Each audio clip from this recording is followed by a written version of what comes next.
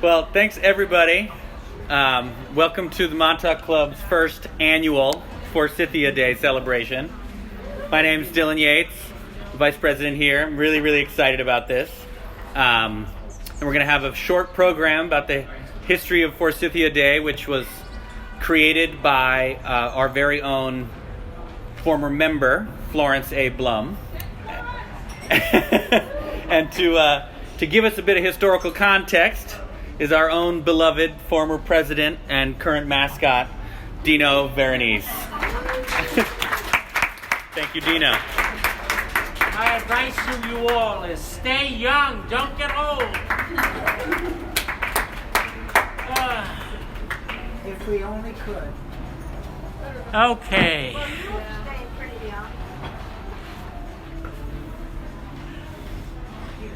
Spring has come to Brooklyn, and with it the arrival of Forsythia, the official flower of Brooklyn.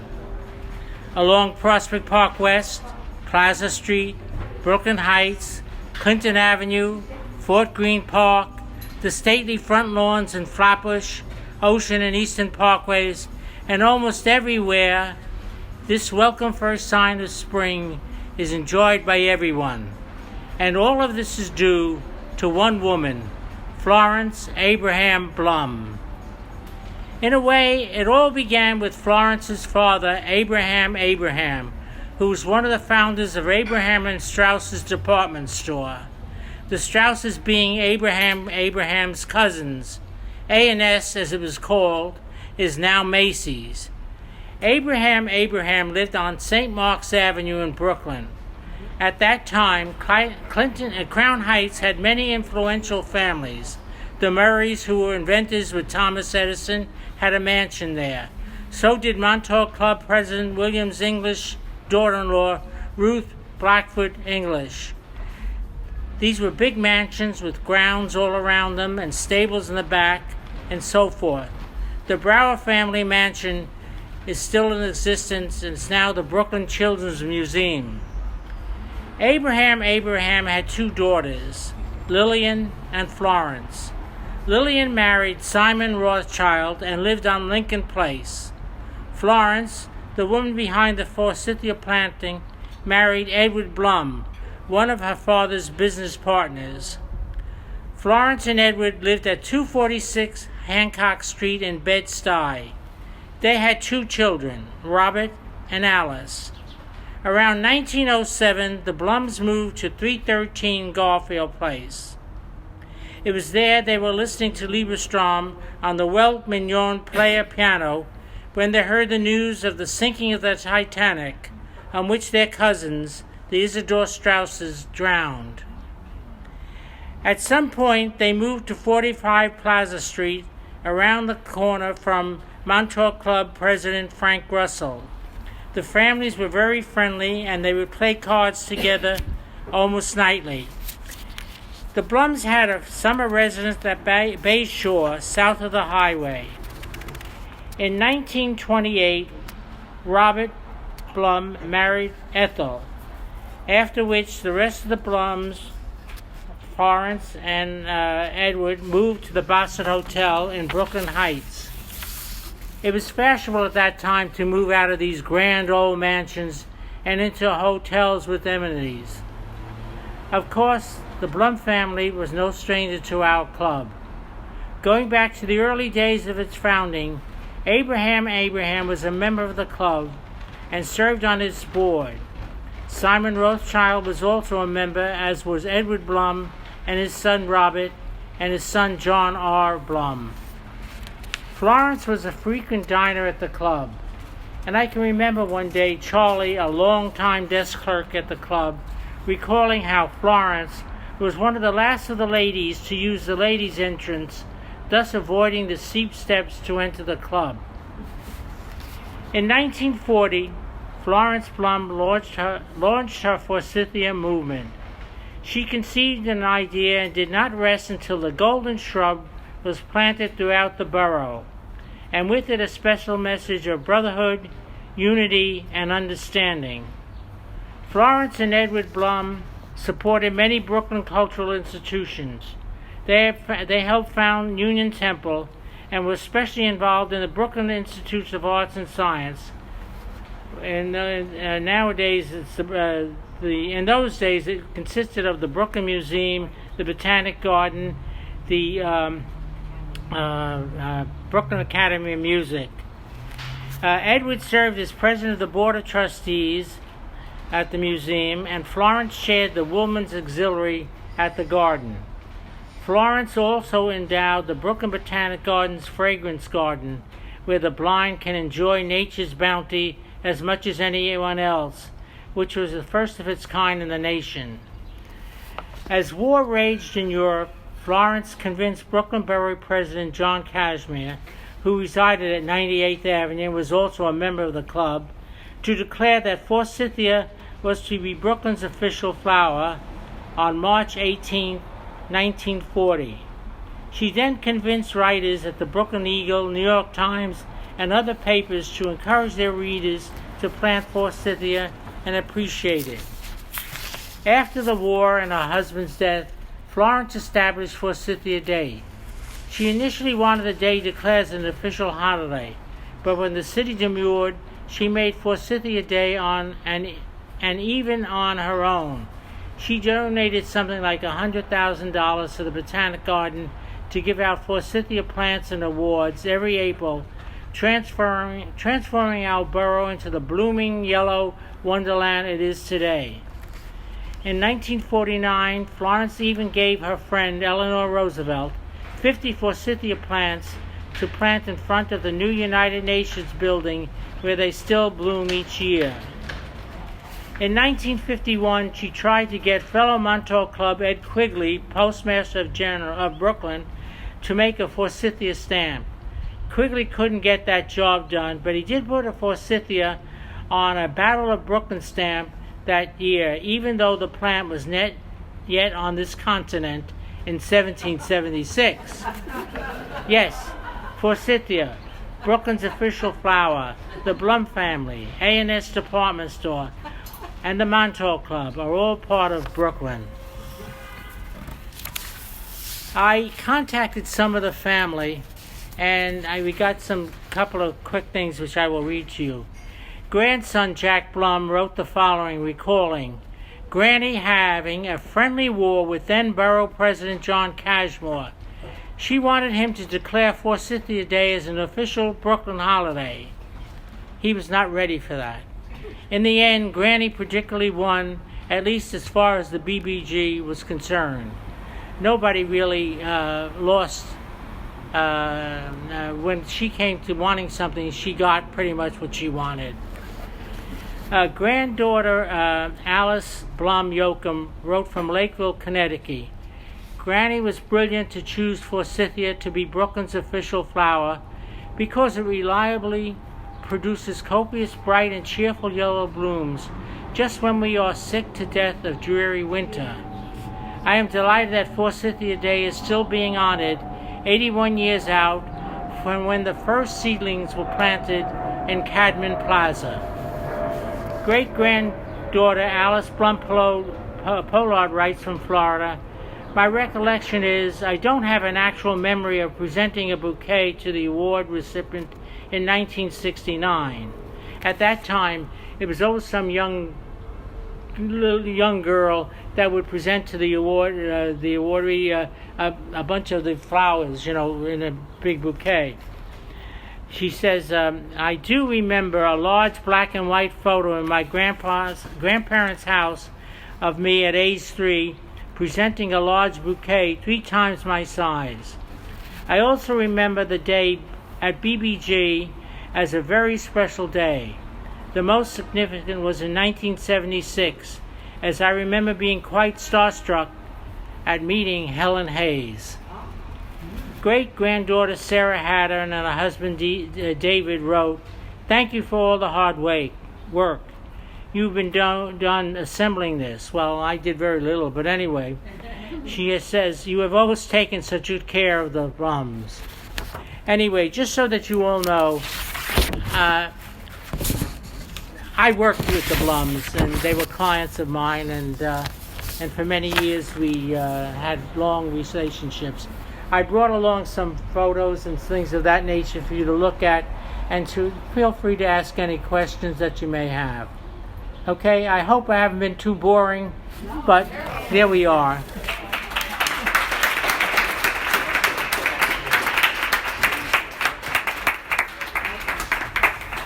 And as I said, stay young, people, please. Thank you so much, Dina.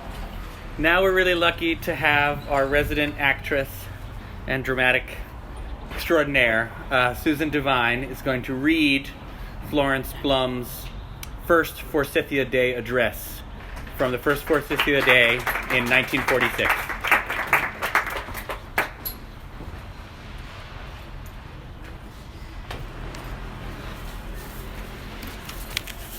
Hello. So this is from 1946, Forsythia Day Message. All I would like to say to you, dear friends, is that you continue to help in every way to spread the friendly significance of Forsythia, our Brooklyn's official flower, wherever and whenever you can. Plant this flower, not in a back garden, but in front, in full view of passerbys, so that in time we will be known as the beautiful, friendly Brooklyn, the Forsythia City. Now, let's take a little stroll with me. Do you see? Do you hear? Here comes a youth, a hopeless, despairing look on his worn face, much too old for his years. Listen to what he is saying. When I was in combat, my faith was my greatest comfort. Now, bewilderment. Suddenly, he comes upon this radiant Forsythia. He too hears the friendly message of brotherhood, unity, and understanding, which it is whispering to him. Can you see the faith which meant so much to him at one time gradually change the weary, discouraged look into one of hope and courage again? I ask you, is this work worthwhile? And what is that happy little group of children doing yonder? Why, they are celebrating a Forsythia planting festival while one child is reading the message to them. Do you not agree with me that they will always love that flower? What an influence for good the friendly message of understanding will be for them all their lives. Let us turn into a rather squalid neighborhood, where the community Forsythia shrub has been planted for all. Do you notice the look of serenity on a particularly worn woman's face? She knows that whenever she leaves her lonely, barren room and stands before the beautiful, radiant Forsythia, that she will always receive a friendly greeting from a kind, understanding neighbor. Is that not planting something needed? Oh, so needed. Our stroll now takes us to a beautiful street, profusely planted with Forsythia. There comes a group of friends, and as they stand in admiration before our beautiful Forsythia, they recall the friendly message. Who would deny that a feeling to be of greater service to their fellow men does not well up in their hearts? Just think that the planting of a tiny seed can and does bear fruit of untold promise and hope, a veritable little sermon through a flower. How simple, but oh so how far-reaching. Let us stand in contemplation before our beautiful, radiant Forsythia flower. Do you hear its message? Hush. It is whispering to us now. And this is what we hear. Always have a friendly greeting for the stranger, the lonely one.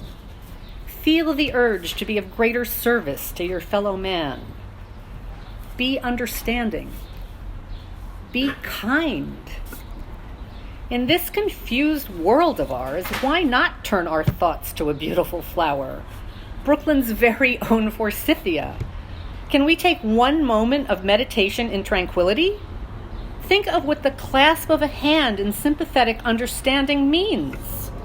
Help us all to really live Forsythia's message of brotherhood, unity, and understanding every day of our lives. The hopeful, loving message is what our flower is telling us.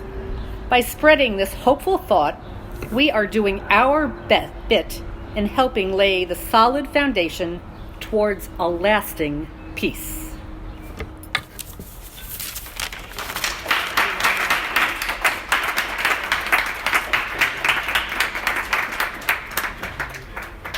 Wasn't that so cool? Thank you so much, Susan. Now, we have Anna Maria is going to read to us a poem written about the Forsythia by a Park Slope resident named Luz Hubbard in 1949.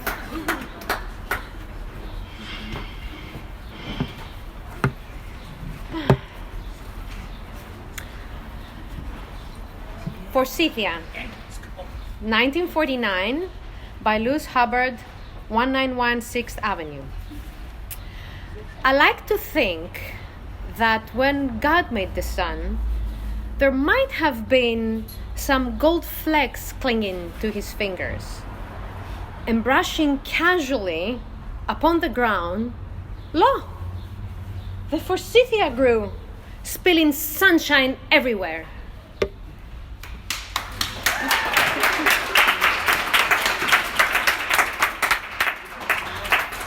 And now, last but not least, our resident painter and general aesthete, Earl Black, is going to talk to us about his painting that is up in the room next to me and is also reproduced on these little cards before us. Let me give you a hand, Earl. I think I can make it. Thank you. Which way you going now? Hopefully I'm skinny enough to go this way. Of course you are. Of course you are. You never know after the pandemic.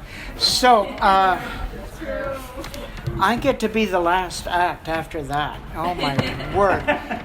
So, I was asked to say a few words about my painting. I will say the following. I've been a Sunday painter all my life. I chose not to get rid of my day job, but I continued at it. For many years, I documented the grittier parts of Brooklyn, specifically Red Hook and the Gowanus. But the Gowanus has become gentrified, so now I'm stuck with my backyard. Our backyard is dominated by three plants: a Concord grapevine, which used to grow up to the second floor of our building, a volunteer rambling rose, which is now a monster. We're having urban arborists visit us in a couple of months to tell us what to do about it. And more importantly, our Forsythia, which we got from the BBG free, while they're still giving them away, I think 1984, 1985. So this sucker's been in the ground for 35 years. We don't do much with it. It grows wild, and it has these wonderful blossoms, which I've documented. And for those who haven't noticed it, we've got a wonderful Forsythia in the corner of the clubhouse's garden on Lincoln Place and Plaza Street, and I think it's still in bloom. So with that, enjoy. And I love the Florence. Paula was worried that I'd have too many Florences before coming up here, but I think I've done okay, so I'm going to quit while I'm ahead.